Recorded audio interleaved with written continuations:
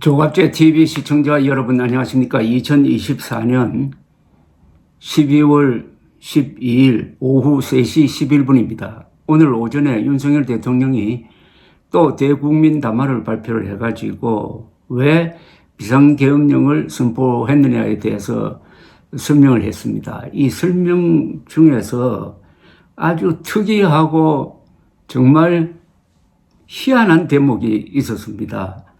이 대목은 왜 선관위에 계엄군이 가장 먼저 들이닥쳤느냐 하는 데 대한 설명입니다.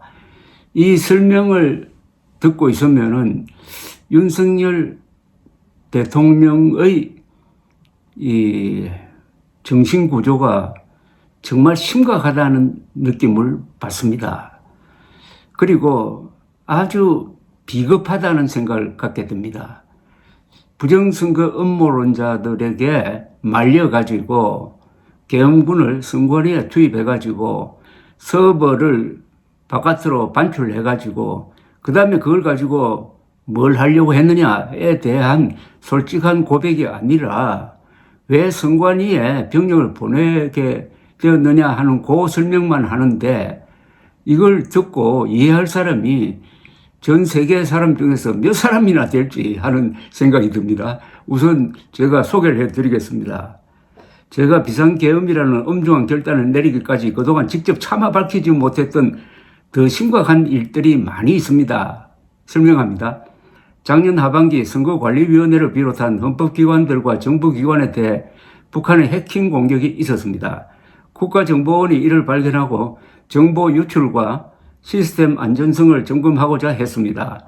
다른 모든 기관들은 자신들의 청관하에 국정원이 점검하는 것에 동의하여 시스템 점검이 진행되었습니다. 그러나 선거관리위원회는 헌법기관임을 내세우며 완강히 거부하였습니다. 그러다가 선관위의 대규모 채용 부정 사건이 터져 감사와 수사를 받게 되자 국정원의 점검을 받겠다고 한 발 물러섰습니다. 그렇지만은 전체 시스템 장비의 아주 일부분만 점검에 응하였고 나머지는 불응했습니다. 시스템 장비 일부분만 점검했지만 상황은 심각했습니다.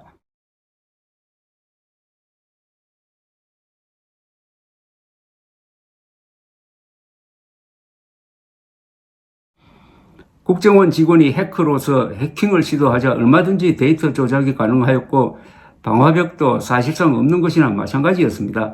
비밀번호도 아주 단순하여 1, 2, 3, 4, 5 같은 식이었습니다. 시스템 보안 관리 회사도 아주 작은 규모의 전문성이 매우 부족한 회사였습니다. 저는 당시 대통령으로서 국정원의 보고를 받고 충격에 빠졌습니다.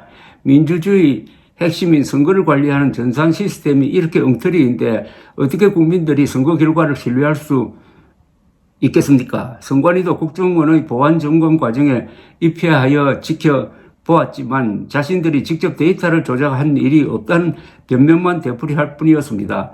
선관위는 헌법기관이고 사법부 관계자들이 위원으로 있어 영장에 의한 압수수색이나 강제 수사가 사실상 불가능합니다. 스스로 협조하지 않으면 진상규명이 불가능합니다.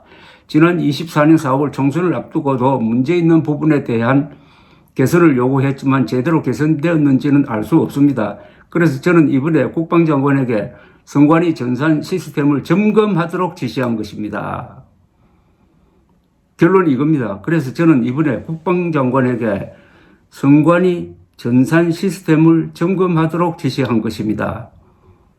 그래서 비상계엄령을 폈습니다. 그래서 맨 먼저 선관위에 계엄군을 파견해서 헌법기관을 점거하도록 했습니다. 여러분 이게 논리적으로 맞습니까?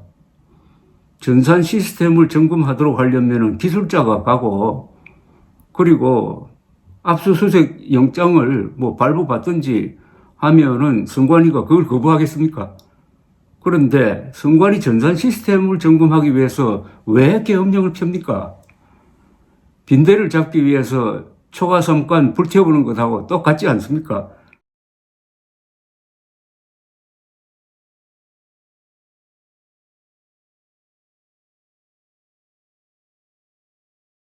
그리고 특별히 선관위를 점거할 부대에 대해서는 특별히 지난 12월 3일 미리 오전에 알려줘가지고 대비를 하도록 했습니다. 공을 들였다 이겁니다. 여기에 공을 들였다 이겁니다. 그리고 국회보다 먼저 여기에 계엄군을 파견을 했습니다. 그것은 윤석열 대통령이 항상 애청하는 것으로 알려진 극단적 유튜브가 주장했던 부정선거 음모론에 혹해가지고 거기에 넘어가가지고 선관위에서 자료를 갖고 나오면 거기서 무슨 엄청난 부정이 발견될 것이다. 이런 착각하에 계엄령 선포를 하고 거기에 병력을 내보낸 것 아닙니까? 이게 사실 아닙니까? 그런데 지금 와가지고 한다는 이야기가 전산 시스템을 점검하기 위해서 국방장관에게 계엄군을 보내라고 했답니다. 전산 시스템을 점검하기 위해서 계엄령을 폈다는 겁니다. 이걸 뭐에 비유해도 됩니까? 교통사고를 막기 위해서 계엄령을 폈다?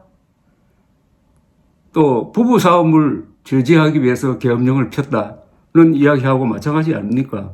선관위 전산 시스템 지금까지 잘 돌아갔습니다.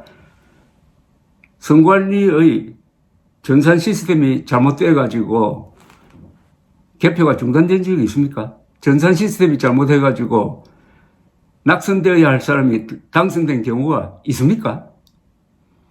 그리고 전산 시스템에 문제가 있는 것과 부정 투개표가 있었던 것하고는 완전히 별개의 문제입니다.